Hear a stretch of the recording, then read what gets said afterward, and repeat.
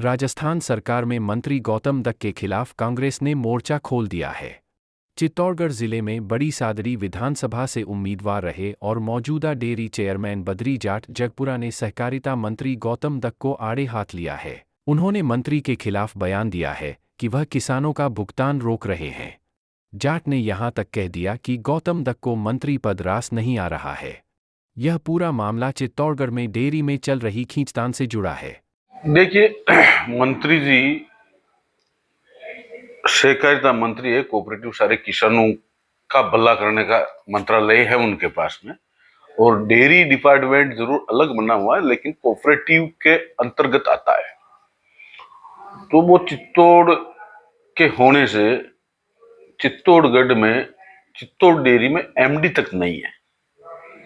क्यों नहीं है? कि कोई एमडी लगना भी नहीं चाहता, क्योंकि मंत्री जी उनको प्रेशर करते हैं गलत काम करने के लिए। मंत्री जी ने बड़ी सादड़ी विधानसभा में एक जयसिंहपुरा और एक आलोद, दो बीएमसी है, उनका पेमेंट रुकवा दिया है। जयसिंहपुरा वाले के 10 लाख रुपए बाकी है। दूध, जबकि किसानों का दूध था, किसानों ने दूध दिया और किसानों का पेमेंट इसलिए रुकवा दिया है कि मंत्री जी को अच्छा नहीं लगा है कि वो चुनाव में उनको लगता है कि वो व्यक्ति कांग्रेस या मेरे लिए काम कर रहा था। इसी प्रकार आलोद का भी उन्होंने करा। उन बीएमसीओ को जांच के नाम से बंद करवा दिया, जबकि उनका दूध कभी मिलावट में आया ही नहीं है। और एक कोऑपरेटिव में जांच, जिस पेमेंट को डेयरी किसी भी हक से नहीं रोक सकती है, उस पेमेंट को रुकवा दिया। उन डेयरी को चालू नहीं की जा रही है और उनके खुद के मंत्रालय, कोऑपरेटिव मिनिस्टर हैं, वो खुद के मंत्रालय में उनकी जांचें ट्रांसफर करके और उन पर जांच के नाम से उनको दबाया जा रहा है कि या तो आप कांग्रेस ज्वाइन कर लो या मेरे साथ में मिल जाओ, तब जाके हम तुम्हें बख्शेंगे। इसी प्रकार जितनी बीएमसी इन्होंने आवंटित करी, स्वीकृत कांग्रेस सरकार में हमने कराई थी। हमने 100 करोड़ का पाउडर प्लांट स्वीकृत कराया था, वो चला गया। इसलिए चला गया है कि राज चेंज होते ही दूध का जो क्राइटेरिया था कि कम से कम पाउडर प्लांट लगाने के लिए 2.25 लाख लीटर से ऊपर दूध होना चाहिए।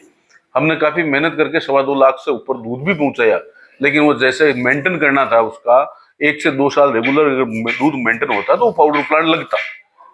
दूध मेंटेन नहीं हुआ, इन्होंने पूरी राजनीति घुसा दी और बीच में तो एक ऐसा एमडी बिठा दिया जिसके बारे में आप सब लोग जानते हैं उसने कितने भ्रष्टाचार करे।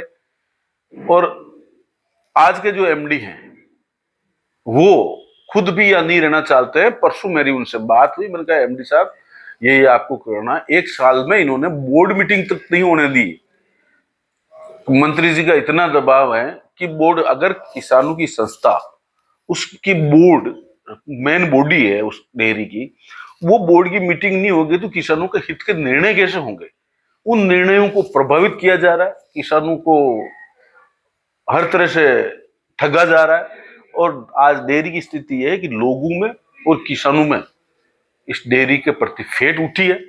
जो 2.25 लाख लीटर से आप डेयरी 1 लाख पाई, प्राइवेट सेक्टर प्रफुल्लित हो रहा है। मुझे तो लगता है कि मंत्री कहीं न कहीं इन प्राइवेट वालों से मिले हुए हैं और इसीलिए एक सरकारी संस्था को बर्बाद किया जा रहा है। मंत्री जी को चित्तौड़गढ़ डेयरी में बहुत ज्यादा इंटरेस्ट है। उनको मंत्री पद रास नहीं आ रहा। उनको लगता है कि मैं चेयरमैन बन जाऊं तो सारे किसान मेरे अनुयायी हो जाएंगे। तो मेरा यह मानना है कि मैं मंत्री जी को एक सलाह भी देता हूं कि मंत्री जी ऐसे आप चेयरमैन नहीं बन सकते हो।